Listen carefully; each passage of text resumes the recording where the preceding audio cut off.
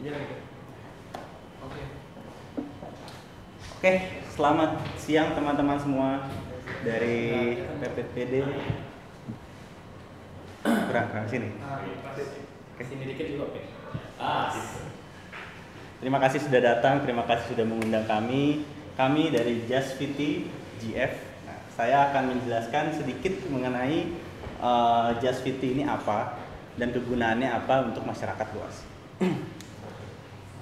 Ini ada tagline kami. JustVT, fit dipakai, fit dilihat. Nah, kenapa begitu? Saya jelaskan. Semua ini dimulai dari permasalahan yang saya lihat dari sekitar saya.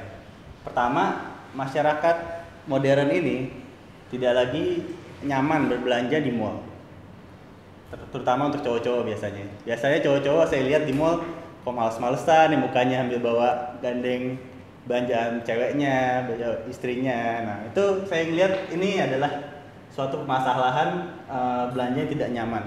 Yang kedua, tidak fit.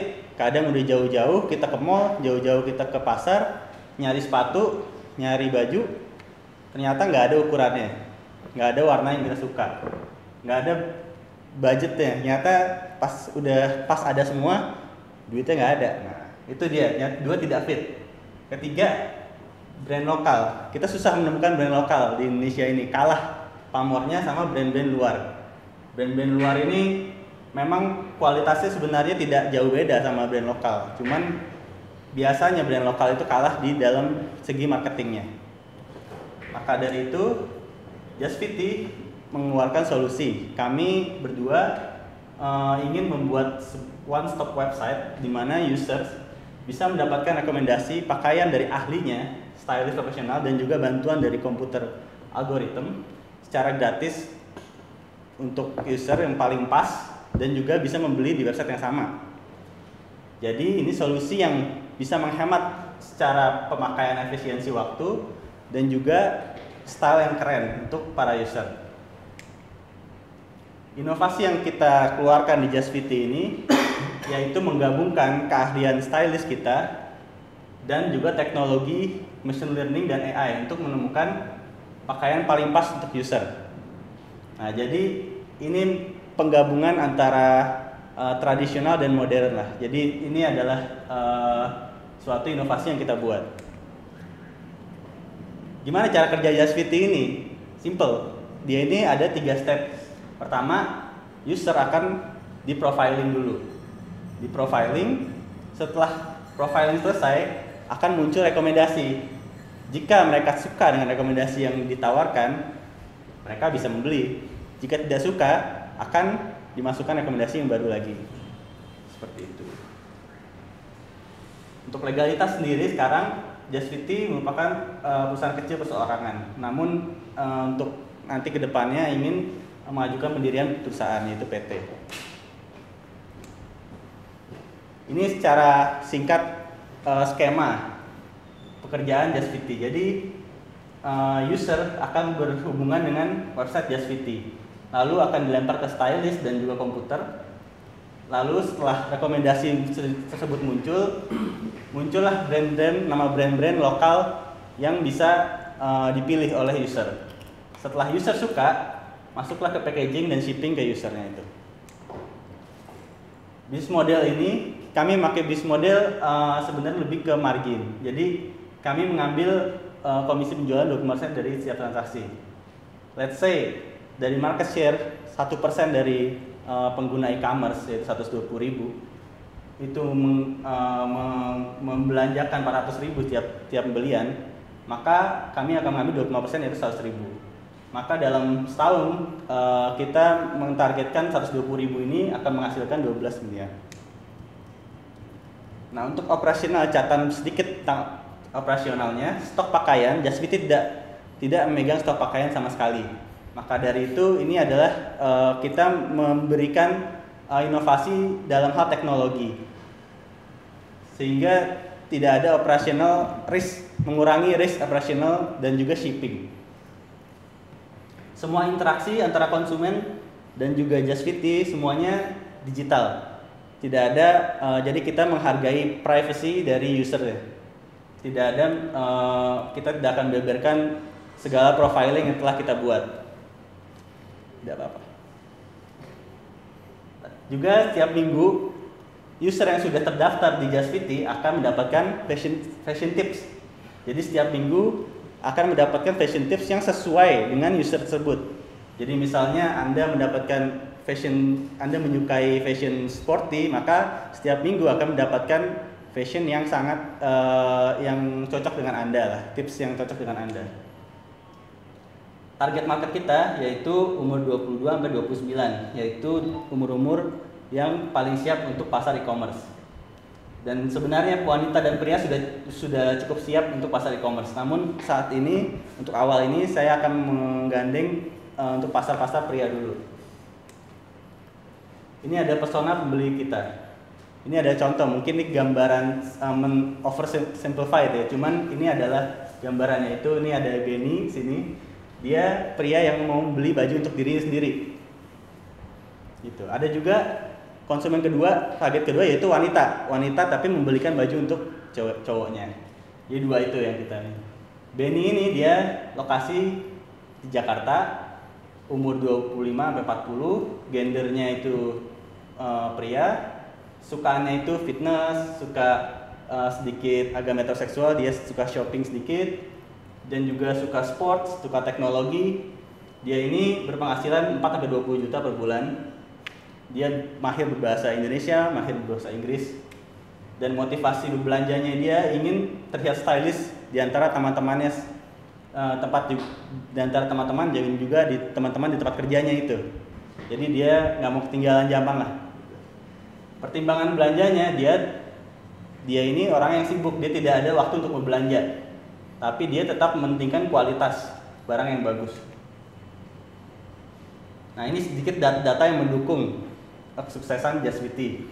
Produk yang banyak dibeli di Indonesia adalah pakaian aksesoris. 50% dari e-commerce tuh untuk pakaian dan aksesoris. 25 sampai 30 biasanya berbelanja sampai 300.000 di online shopping. Ini saya jelaskan tadi ada ini data mungkin udah agak lama ya, teman sekarang udah meningkat lagi. Sekarang ada 25 juta pengguna e-commerce. Dan mungkin kalau kita bisa dapat market share 1% aja itu 120.000.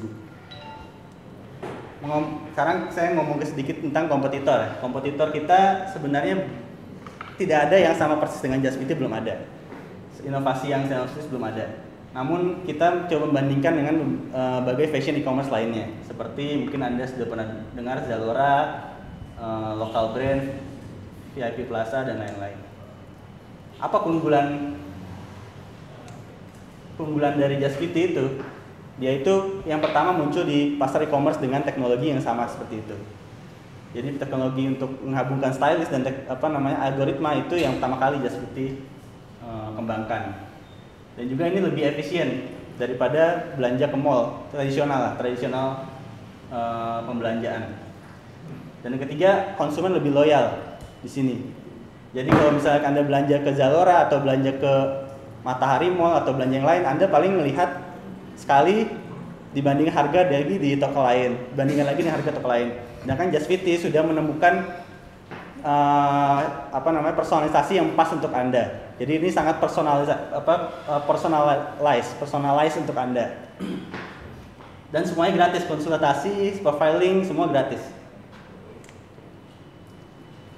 Lalu sedikit strategi dari kita, yaitu kita ingin karena pasar kita anak-anak muda dan juga anak-anak muda yang suka dengan brand lokal, maka kita akan masang langsung melalui event dan seminar. Seminar di mana? Terutama saya pikiran untuk di event-event di mana ada penjualan brand-brand lokal di sana. Karena ada brand-brand lokal di sana, biasanya anak-anak muda juga mengumpul di sana.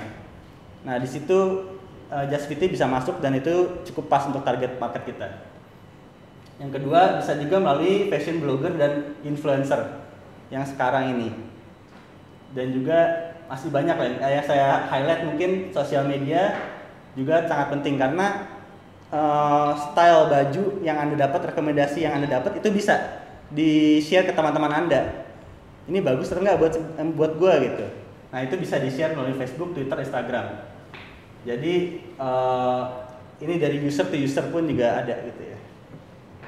Terakhir juga kita akan menambahkan complementary product. Jadi apa yang Anda dapat tidak cuman barang yang Anda pesan.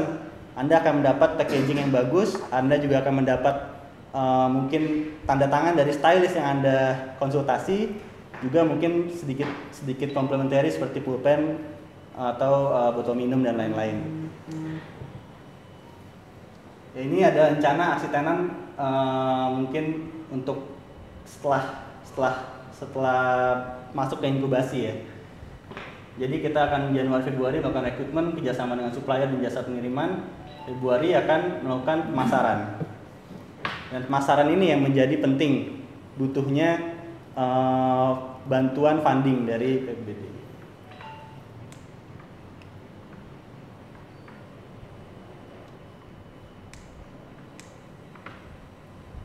Nah ini JustFitty di sini membutuhkan dana dari BPT, yaitu tadi yang disebut tadi, yaitu untuk marketing.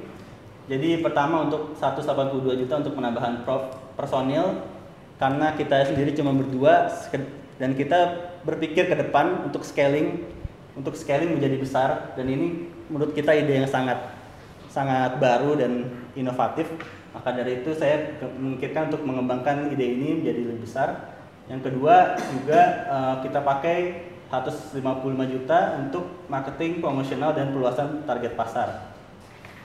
Lalu 13 juta kita bisa pakai untuk biaya-biaya perjalanan personil untuk roadshow dan lain-lain. Dan sisanya 31 juta untuk kita mendirikan dokumen-dokumen dan juga mempertahankan legalitas dari JustFitty tersebut. Total anggaran yaitu 382 juta 530.000. Sekian dari saya. Kalau ada pertanyaan silahkan. Assalamualaikum warahmatullahi wabarakatuh. Waalaikumsalam.